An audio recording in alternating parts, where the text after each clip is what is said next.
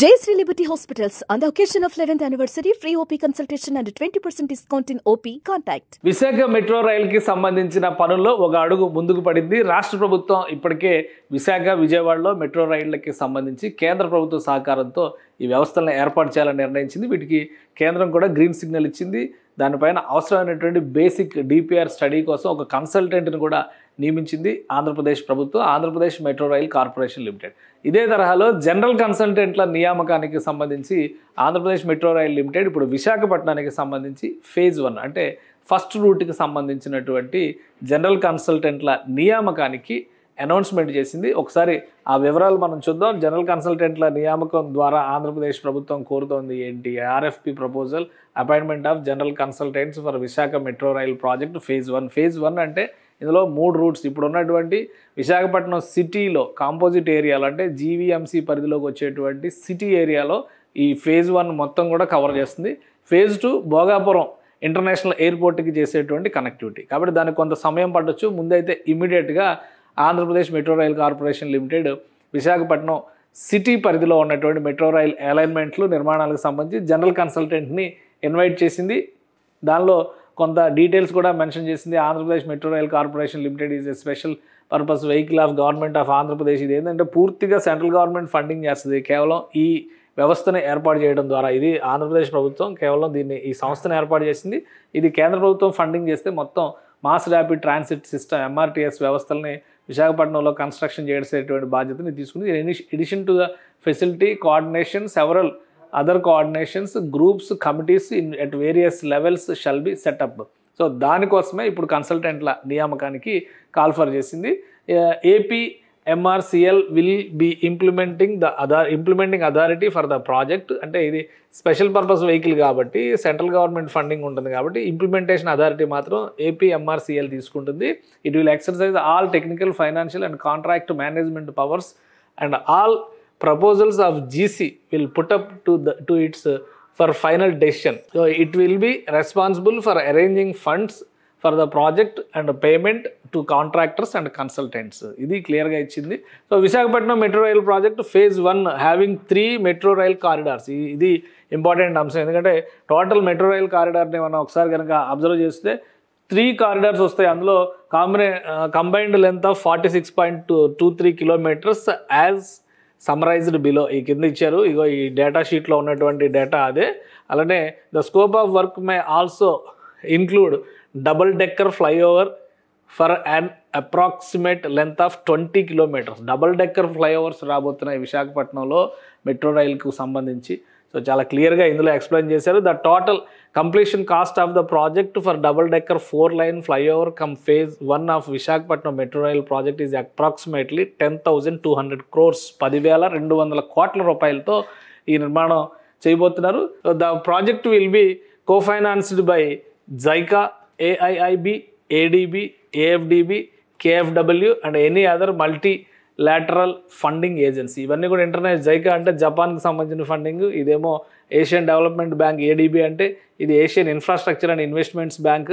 అలానే AFD, కేఎఫ్డబ్ల్యూ Germany bank. ఈ బ్యాంకులన్నీ కూడా ఫండింగ్ చేస్తాయి. దానికి సంబంధించినటువంటి డీటెయిల్స్ ఇచ్చింది. సో ఫస్ట్ దీనిలో మనం తీసుకోవాల్సింది ఏంటంటే ఫేజ్ 1లో 3 కారిడార్స్ అన్నారు కదా. ఆ 3 కారిడార్స్ ఏంటి? స్టీల్ ప్లాంట్ కొమ్మాది జంక్షన్ 34.4 కిలోమీటర్లు 29 స్టేషన్లు. ఇదే మేజర్ లైన్ అవుతుంది. మొత్తం లైఫ్ లైన్ ఆఫ్ విశాఖ అనమాట. ఒక రకంగా చెప్పాలంటే విశాఖలో ఉండే ప్రతి ఒక్కరూ ఈ లైన్లోనే పోతారు.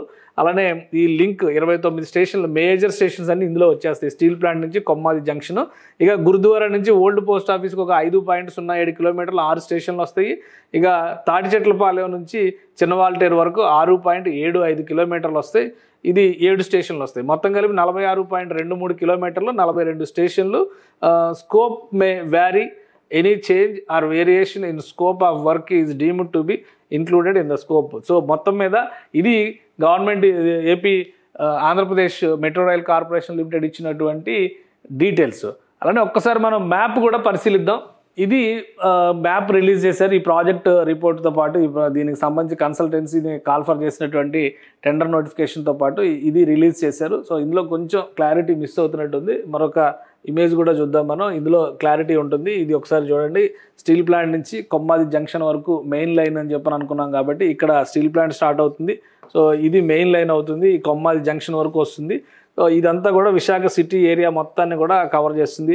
ఇక సెకండ్ లైన్ ఇటు వచ్చేసరికి post office, old post office దగ్గరకు వచ్చేది. ఇది ఆర్కే బీచ్కి వెళ్ళేటువంటి, తాటిచెట్లపాలెం నుంచి ఆర్కే బీచ్కి వెళ్ళేటువంటి లైన్ ఇవి ఇక్కడ ఇంటర్సెక్ట్ అవుతాయి అనమాట. సో ఇక్కడ డబుల్ డెక్కర్ ఇవి కూడా వస్తాయి. వాటికి సంబంధించి కూడా ప్రపోజల్లోనే చాలా క్లియర్గా ఎక్స్ప్లెయిన్ చేశారు. కాబట్టి ఇంకా ఇది ఓవరాల్గా విశాఖపట్నం మెట్రో రైలుకి సంబంధించినటువంటి క్లారిటీ. ఇక్కడ ప్రాజెక్ట్ నోటిఫికేషన్లో రిలీజ్ చేసినటువంటి ఇన్ఫర్మేషను. సో ఇది ఒక్కసారి మనం పరిశీలించి చూస్తే ఇందులో ఒక అంశం గమనించాల్సింది ఏంటంటే, ఇక్కడ గాజువాక పరిసర ప్రాంతాల్లో స్టీల్ ప్లాంట్ ఉండేది. ఈ ప్రాంతం నుంచి ఇక్కడ నుంచి స్టార్ట్ అవుతుంది ఈ ప్రాజెక్టు. స్టీల్ ప్లాంట్ నుంచి ఫేజ్ 1లో ఇక్కడ వరకు ఈ లైన్ బిల్డప్ అవుతుందని చెప్పని మనం అనుకుంటే, ఇటువైపు భోగాపురం వైపుకి సంబంధించి అలానే ఫేజ్ 2లో ఎక్స్పాన్షన్ ఈ ప్రపోజల్ కూడా పెట్టారు. అనకాపల్లి వరకు, స్టీల్ ప్లాంట్ నుంచి అనకాపల్లి వరకు కూడా పెంచేటువంటి అవకాశం ఉంది. ఎందుకంటే ఇది పాత మ్యాప్లో ఎక్కడా కూడా లేదు. బట్ ఇప్పుడు ప్రాజెక్టుకి సంబంధించినటువంటి నోటిఫికేషన్ రిలీజ్ చేసిన క్రమంలో ఇందులో ఉంది. ఇది ఒకసారి మీరు గమనిస్తే కనుక పాత మ్యాప్లో స్టీల్ ప్లాంట్ నుంచే ప్రారంభం అవుతున్నట్టుగా ఉంది.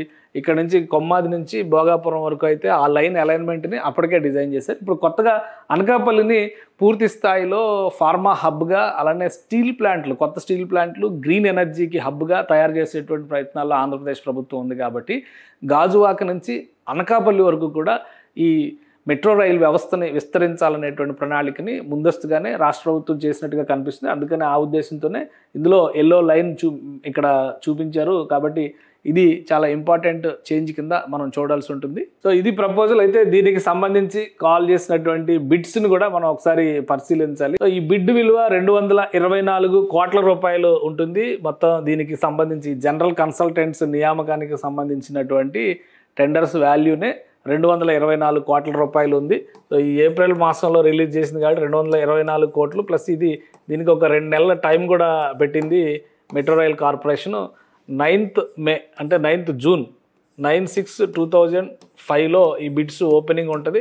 సో ఈ లోపు దీనిలో ఇచ్చినటువంటి డేటాను బట్టి ఎలిజిబుల్ కంపెనీస్ దీన్ని అప్రోచ్ అవ్వచ్చు. మొత్తం మీద ఈ టోటల్ ప్రాజెక్టు విషయంలో ఫేజ్ 1కి 10,200 కోట్ల రూపాయలు ఖర్చు అవుతాయి అనేటువంటి క్లారిటీ రాష్ట్ర ప్రభుత్వం ఇచ్చింది. 42 స్టేషన్లతో 46.23 కిలోమీటర్ల మేర నిర్మాణం జరగడానికి ఈ ప్రణాళికని రెడీ చేస్తుంది. అలానే double decker metro rail tracks కూడా ఉంటాయనేటువంటి విషయంలో క్లారిటీ ఇచ్చింది.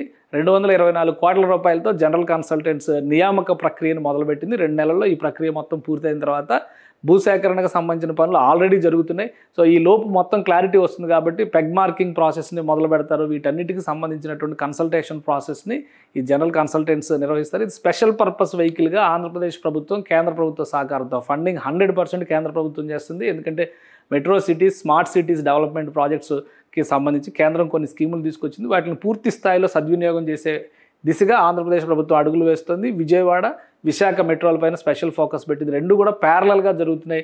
విశాఖ మెట్రో ఒక అడుగు ముందుకు వేసిందనే మనం చెప్పాల్సి ఉంటుంది. ఇంకా విజయవాడ మెట్రోకి సంబంధించి జనరల్ కన్సల్టెంట్స్ నోటిఫికేషన్ టెండర్ ఇంకా రాలేదు. కానీ విశాఖకు మాత్రం ఎలాంటి ప్రాబ్లం లేదు కాబట్టి ముందుగా అది రిలీజ్ చేశారు.